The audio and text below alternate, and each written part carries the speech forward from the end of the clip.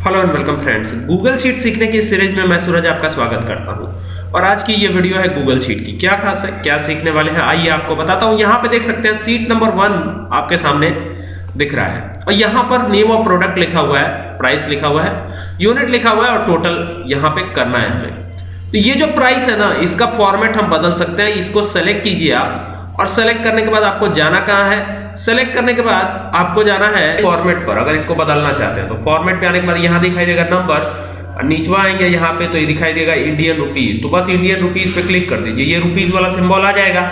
ठीक है, इस पे भी हमें रुपीज वाला सिंबल चाहिए तो पहले ही क्या करते हैं, रुपीज वाला सिंबल लगा लेते हैं। तो फॉर्मेट पे चले जाइए, फॉर्मेट पे जाने के बाद यहाँ नंबर पे आइए और फिर यहाँ नीचे जब आइएगा तो आपको इंडियन रुपीज दिखाई पड़ेगा। बस इंडियन रुपीज में इसको कन्वर्ट कर दीजिए। अब यहाँ पे फॉर्मूला हम लगा लेते हैं, इज इक्वल टू का निशान लगाया हमने।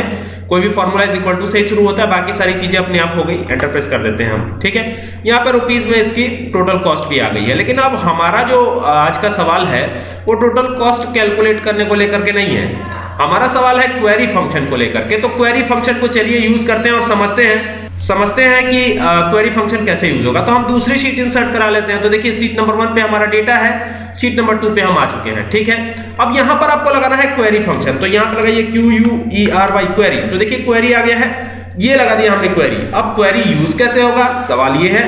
क्वेरी को यूज करना बहुत आसान है, बस थोड़ा सा आपको ध्यान देना है, मैं आपको बताता हूं, बस उसी को आप फॉलो करते चलिए। ठीक है, हमें क्या करना है, पूरा डेटा सेलेक्ट कर लेना है शीट नंबर 1 का। ठीक है, तो यहां से हमको पूरा डेटा करना होगा सेलेक्ट। तो ये हम डेटा कर लेते हैं पूरा सेलेक्ट। तो ये कर लिया सेलेक्ट हमने।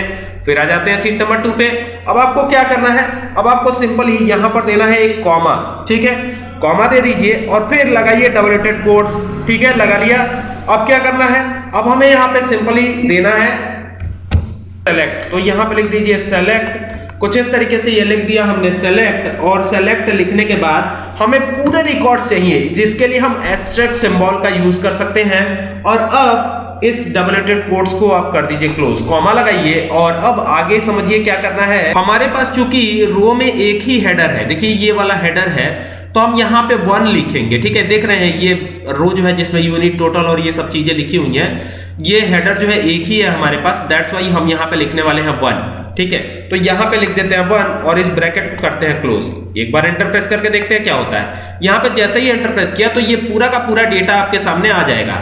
ये क्वेरी फंक्शन बहुत आसान है, इसको लेकर के एडवांस में और भी वीडियोस मैं बनाता रहूंगा। तब तक के लिए keep watching my videos. Thank you for watching this video.